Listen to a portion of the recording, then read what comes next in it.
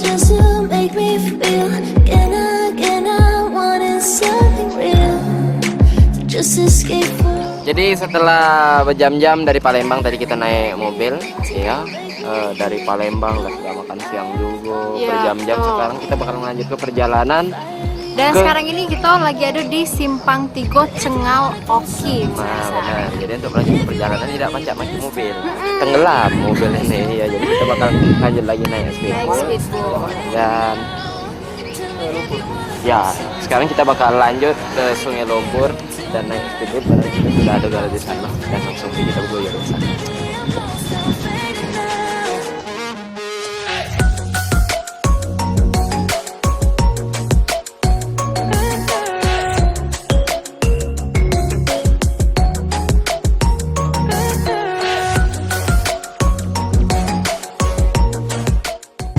Sekarang kita bakal turun. Bismillahirrahmanirrahim.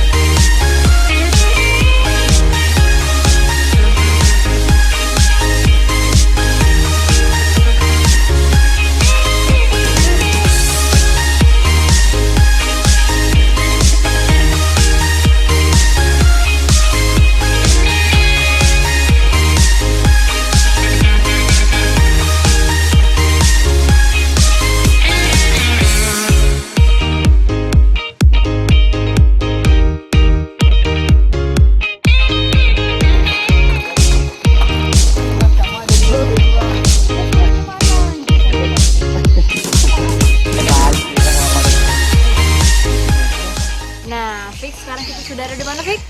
Sekarang kita lagi ada di SD5 Oki. Jadi kayak mana kira saya naik speedboat tadinya? Lumayan menegangkan ya, pas Menegangkan. tadi ada gelombang-gelombangnya ya, Fik, ya. Iya, menegangkan tuh tidak pulok Ki sebenarnya. Cuman rambut ini pecah ayam. Ya Allah. Ada keruan lagi, Fik, ya. Ada keruan lagi singgahnya. Nah, sekarang kita ini nak jalan-jalan dulu, nak jengok-jengok kondisi di sini, Fik, ya. Benar, dan dicaknya di sini Ki, ini pemirsa banyak nih kan sarang walet. Ya, Dan betul. juga di sini ada yang punya nih Pak Haji Ali. Ya. Mungkin kita bakal tanya-tanya lebih lengkapnya lagi dengan Pak Haji. Oke, jadi pemirsa sekarang kita sudah sampai di SD5 dan sekarang ada bapak-bapak. Sini boleh kenalan dulu Pak, namanya siapa Pak? Boleh, kata Pak WR Haryanto. Pak WR Haryanto. Pak salah satu staf UPTD Pertanian Tulung Selapan. Oh, Iya. staf UPTD Tulung Selapan.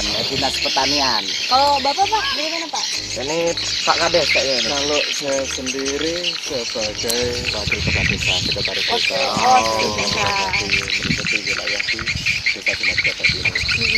Jadi di sini Pak selain walet mungkin pakai dicerita lagi tak Pak? Kira-kira apa sih yang khas mungkin yang banyak nih yang ada di daerah Tulung Selatan ini?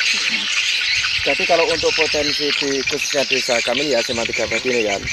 Jadi itu sebenarnya potensinya SDA-nya itu sangat banyak sekali sebenarnya. Cuman mungkin hanya sebatas kemampuan kami warga di sini karena banyak sistem secara manual. Jadi mungkin yang baru bisa kami kerjakan di sini ya sebatas inilah. Jadi untuk bangunan walet ini ya, usaha rumah walet ini, jadi rata-rata dia ini secara individu ya, jadi individu perseorangan. Jadi selama ini belum ada semacam untuk uluran bantuan dari pemerintah dan sebagainya. Jadi secara kemampuan kami warga di sini. Nah selain walet sebenarnya banyak potensi karena Simpang Tigo ini sangat luas sekali. Ada kalanya pertanian, ada kalanya juga pertambakan, terus kemudian nanti juga ada perkebunan. Oke, dari Iya. pertanian sendiri, Pak, itu apa, Pak, ini di sini? Kalau pertanian potensinya itu dari yang sudah ini adalah persawahan ya. Sawah padi berarti, Pak, Jadi ya? sawah, jadi dengan tanaman padi. Nah kebetulan Pak setahu PTD ada di sini. Oh iya. Jadi beginilah ya. Heeh. Jadi alhamdulillah untuk Simpang Tiga tadi masalah padi ini tidak mengecewakan. Jadi awalnya sawah-sawah ini kami buat, kami kelola secara swadaya. Namun oleh karena pihak pemerintah itu menganggarkan untuk bantuan di wilayah kami karena atas usulan-usulan dari para kelompok-kelompok tani, sehingga akhirnya alhamdulillah itu kami dibantu besar-besaran itu, sehingga ada kalanya cetak sawah. Selain itu juga program kegiatan-kegiatan seperti kegiatan PJI, OPL, dan lain sebagainya itu dari tahun 2015 sampai sekarang ini itu ratusan hektar di Simpang 3 Bade ini. Yang itu semua adalah bantuan dari pemerintah. Yo aku wae Pak, aku ada rezeki pengen buka lahan dulu Pak. Kalau aku Pak cocok buka lahan apa lah Pak sini Pak? Lahan apa kira-kira? Lahan apa lah Pak? Lahan apa lah Pak sini Pak? Gampang nanam itulah, ternak itulah yang gampang. Ya. Walet ya Pak ya. Nggak usah kasih umpan, cukup dikasih dirawat aja, dirawat, disemprot, disiapkan sangkarnya. Insya Allah tidak lama lagi, dalam nggak sampai setahun sudah menghasilkan.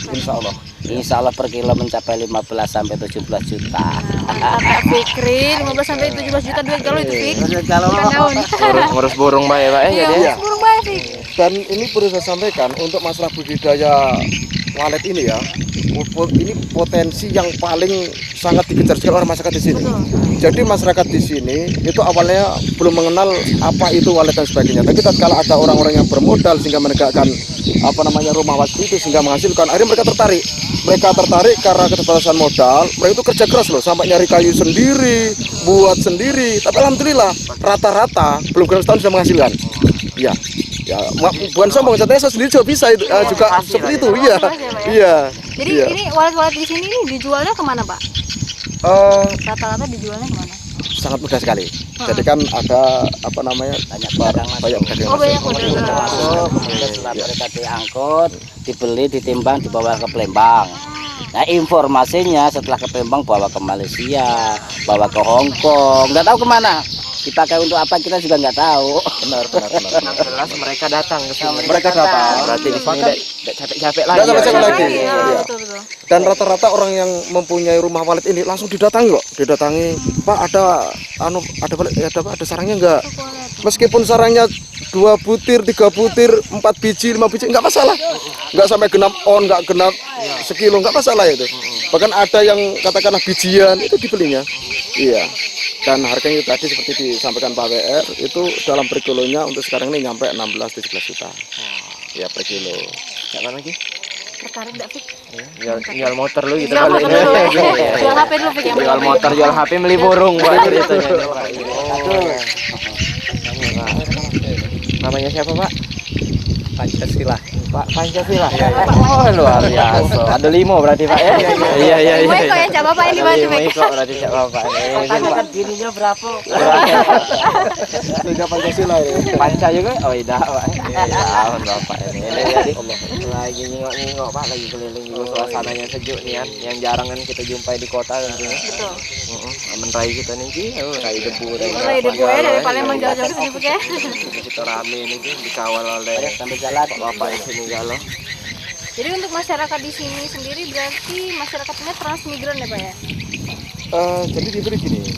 Jadi untuk di wilayah ini, khususnya wilayah ini loh, itu kan transmigran, namanya Trans SP5.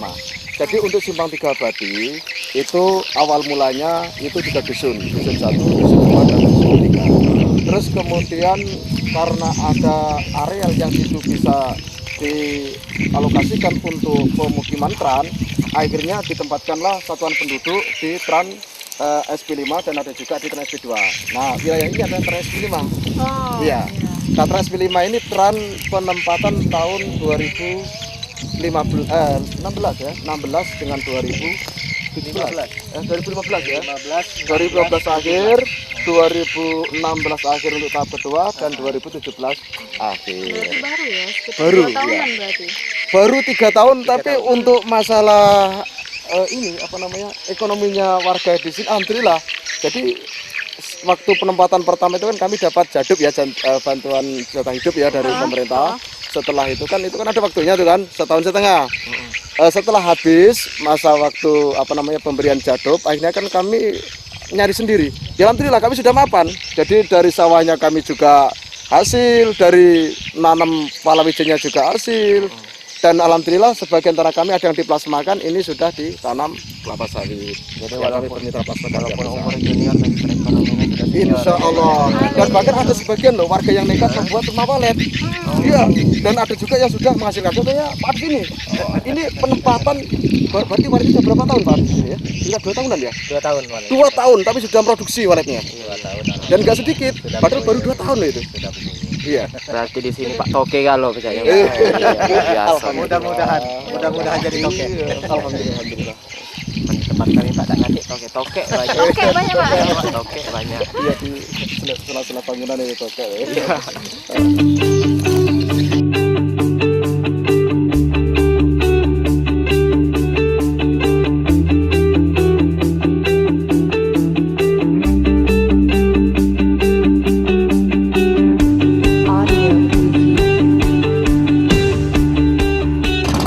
Nah, pemirsa, sekarang ini Kiki sedang ada di pintu irigasi ya untuk mengairi sawah yang ada di belakang sana. Jadi karena memang ini di daerah perairan yang asin ya, jadi airnya asin pemirsa. Jadi kalau misalnya untuk mengairi sawah juga tetap menggunakan air ini Pak ya, tetap ya Pak. Dan memang meskipun dia pakai pada hujan tetap